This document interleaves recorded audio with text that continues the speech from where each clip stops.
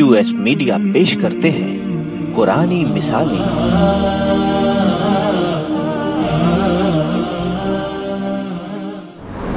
अस्सलामु अलैकुम वरहमतुल्लाहि वबरकातुहू। बिस्मिल्लाह अल्हम्दुलिल्लाह वस्सलातु वस्सलामु अला नबीना मुहम्मद व अला आलिहि व सहबिहि अजमईन व बाद। प्यारे भाइयों, 5वें पारे के अंदर अल्लाह रब्बुल आलमीन ने अहले किताब को कबूल हक़ की दावत दिया है। ईमान कबूल कर लो, कुरान और उसकी तालीमात को मान लो। वक्त है, अल्लाह ताला ने तुमको टाइम दिया है, समझाया है। अगर नहीं मानोगे तो तुम्हारा अंजाम कैसा होगा, तुम्हारे अंजाम की मिसाल अल्लाह ने दिया है।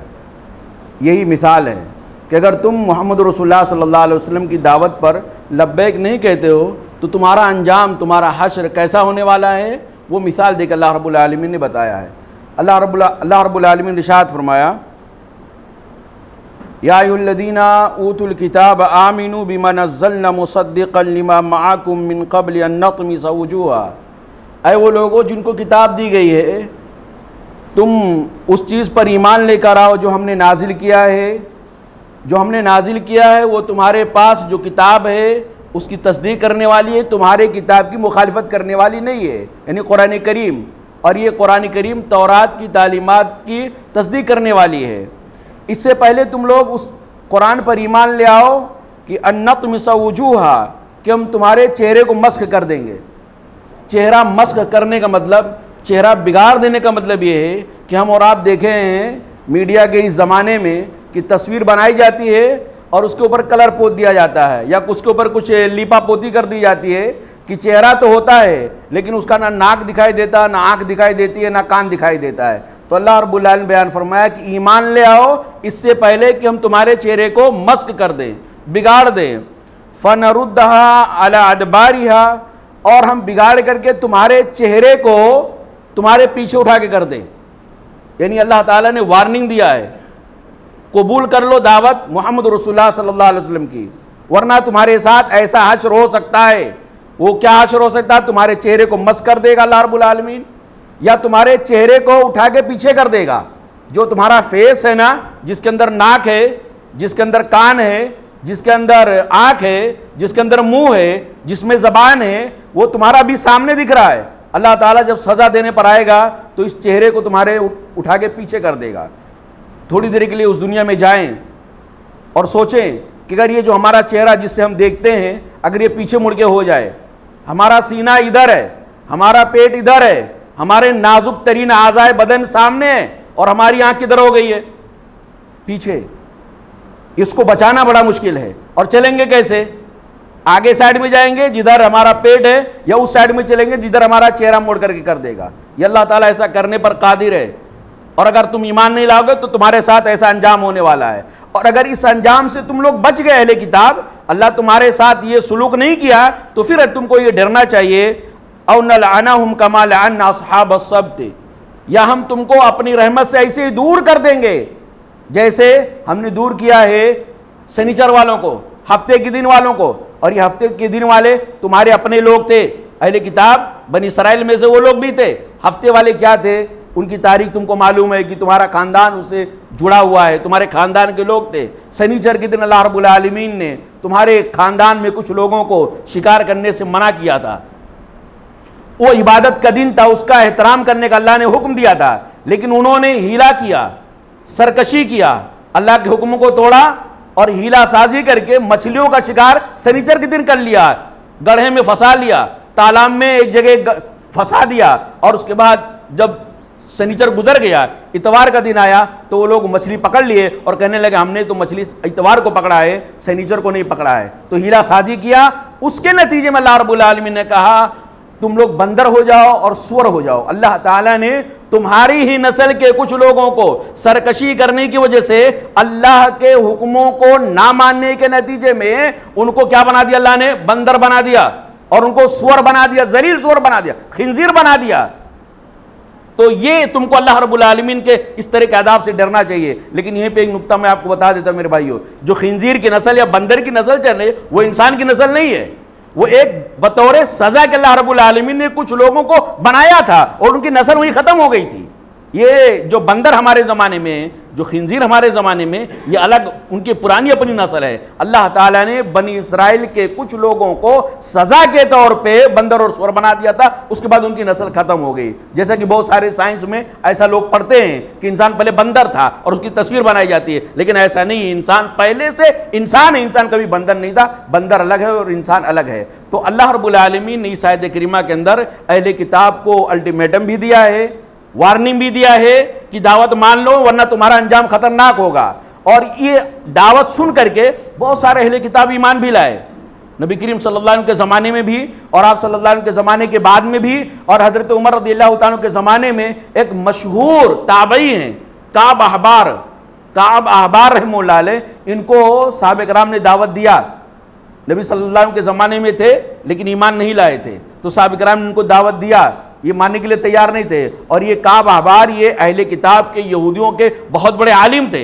लेकिन जब नबी करीम सल्लल्लाहु अलैहि वसल्लम का ज़माना चला गया, हज़रत उमर रज़ियल्लाहु ताला अन्हु का ज़माना आया, तो फिर लोगों ने इनको समझाया, मुसलमानों को समझाया, तुम अहले किताब हो, देखो तुमको अल्लाह ताला ने ये वार्निंग दिया है। बाद में ये चल कर जब ये आयत करीमा सुने तो कहा अल्लाह अब हम ईमान लाते हैं, हम तेरे सज़ाओं के मुतहम्मिल नहीं, हम तेरी सज़ाओं को बर्दाश्त नहीं कर सकते। और फिर काब अहबार रहमतुल्लाह अलैह ईमान लाते हैं और सहाबे कराम के शागिर्द बन जाते हैं। तो ये आयत करीमा सुन करके बहुत सारे अहले किताब ईमान भी लाए।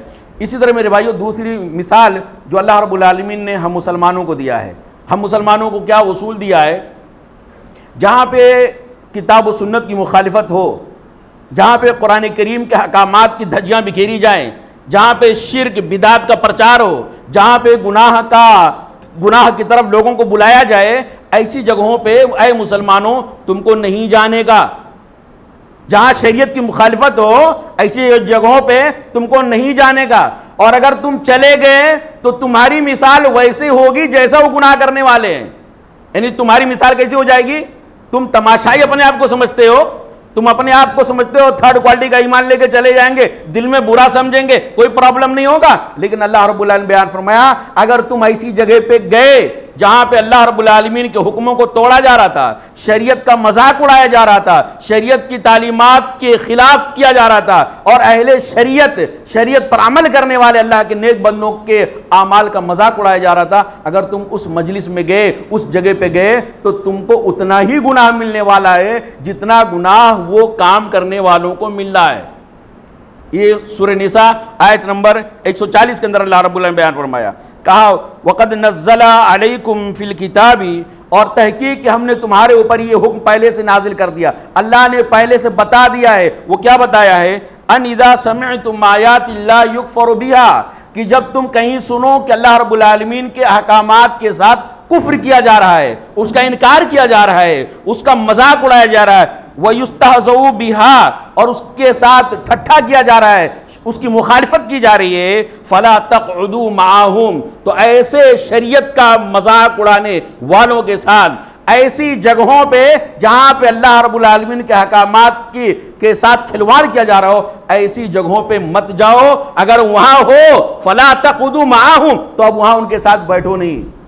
आगे अल्लाह ताला ने बयान फरमाया, और अगर बैठे रहे, शरीयत की मुखालिफत हो रही, ईमानी गैरत का तकाजा ये है, ईमानी गैरत को अल्लाह रब्बुल आलमीन ने ललकारा है और ये इस बात की तंबीह किया है, अगर तुम्हारे अंदर ईमान की रमक बाकी है, ईमान की चिंगारी बाकी है, ईमान अगर तुम्हारे अंदर है, तो ऐसी जगहों पे किस ईमान को लेके बैठ सकते हो जिन जगहों पे अल्लाह के रसूल सल्लल्लाहु अलैहि वसल्लम की मुखालिफत हो, नबी सल्लल्लाहु अलैहि वसल्लम की सुन्नतों की मुखालिफत हो, नबी सल्लल्लाहु अलैहि वसल्लम के रास्ते पर चलने वालों का मजाक उड़ाया जाता हो, ऐसी जगहों पे नहीं बैठो।